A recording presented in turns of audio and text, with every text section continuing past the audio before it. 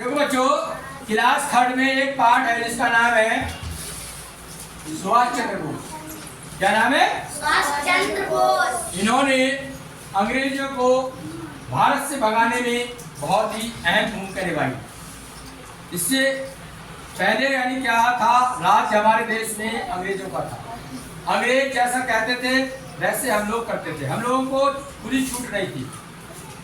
खुली छूट का मतलब है कि हम अच्छी तरीके से शिक्षा नहीं ले सकते थे, अच्छी तरीके से कपड़े नहीं पहन सकते थे, अच्छी तरीके से घूम नहीं सकते थे। बहुत सारी बंदिशें अंग्रेजों ने इंडियंस पे लगा दी थी। तो इन्होंने उनके खिलाफ जंग छेड़ी। किसने? सुभाष चंद्र बोस। और अपना घर बार भी छोड़ दी और अपनी नौकरी भी नहीं की। नौकरी भी तो मैं बता रहा हूँ, एक शॉर्ट में सारांश बता रहा हूँ पूरे पाठ का। देखो ये लिखा है सुभाष चंद्र बोस। इनका जन्म हुआ 23 जनवरी 1897 को। कब हुआ था? 23 जनवरी 1897। कहाँ पर हुआ था? कटक में हुआ था, जो कि उड़ीसा राज्य में पड़ता है। कहाँ हुआ था? कटक में, जो उड़ीसा राज्य में है। इनके पिता एक सरकारी वकील थे। कौन थे? सरकारी वकील, लॉयर थे। केस लड़ते थे, बड़े आदमी थे। तो इनकी पढ़ाई जो हुई थी, शिक्षा, चौथा पॉइंट है शिक्षा। शिक्षा इनकी हुई थी बीए तक, बैचलर ऑफ आर्ट्स तक इन्होंने यानी परीक्षा की, सॉरी शिक्षा ली। शिक्षा लेने के बाद क्या हुआ, ये इंग्लैंड चले गए, विदेश में। कहाँ चले गए? पढ़ाई के लिए। इनके डैडी ने इनके लिए इंग्लैंड भेज दिया। तो उस टाइम सबसे बड़ी डिग्री जो थी नौकरी पाने के लिए, वो थी ICS। ये परीक्षा इन्होंने पास कर ली। और ये बहुत ही होनहार और ब्रिलियंट स्टूडेंट थे। कभी भी सेकंड क्लास नहीं आए, हमेशा टॉप रहते थे अपने क्लास में। इतना माइंड था इनके। ऐसी आप लोग बनिए उनकी तरह, उनसे प्रेरणा लीजिए। ये सब कैसे होता है? मेहनत करने से। जो टीचर पढ़ाए, शिक्षक पढ़ाए स्कूल में, उसे घर जाकर जो बच्चा रिवीजन करेगा, पढ़ेगा ध्यान से, वो भी टॉप आ जाएगा आगे चल। बहुत से बच्चे ऐसा नहीं करते, वो यानी पीछे रह जाते हैं। इसलिए जो बार पढ़ाया जाए स्कूल में, घर जाके उसका रिवीजन करिए, बार बार लिखिए उसके लिए सर ने हमारे लिखवाया, क्या लिखवाया। तो ये इंग्लैंड जाकर इन्होंने ICS परीक्षा टॉप किया। अगर ये चाहते तो बहुत अच्छी नौकरी मिल सकती थी इनको और अपना जीवन यापन कर सकते थे, लेकिन नहीं, इन्होंने अपने देश के लिए बलिदान दिया। नौकरी नहीं की, देश के लिए क्या दिया? आज के जमाने में कहाँ ऐसा है? एक दूसरे की यानी भलाई नहीं करते। लेकिन इन्होंने कहा कि मेरा देश आज़ाद होगा तो मेरे देश के देशवासी आज़ाद होंगे और वो खुली सांस, खुली हवा में सांस ले सकेंगे। तो जब ये डिग्री पास कर ली तो नौकरी इन्होंने नहीं की, नौकरी ठुकरा दी।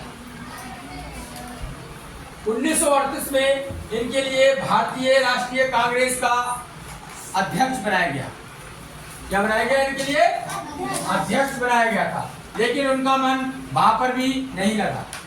नहीं लगने के बाद 1939 में, एक साल बाद, इन्होंने उससे इस्तीफा दे दिया। इस्तीफा देने के बाद उन्होंने क्या करा, एक संगठन बनाया। उस संगठन का नाम था फॉरवर्ड ब्लॉक। इस संगठन का मकसद ये था कि लोगों को आपस में जोड़ना, अंग्रेजों के विरुद्ध यानी खड़ा करना। ये इनका उद्देश्य था कि अंग्रेजों को भगाने के लिए अकेला आदमी तो भगा नहीं लेगा, उसमें बहुत सारे लोग चाहिए।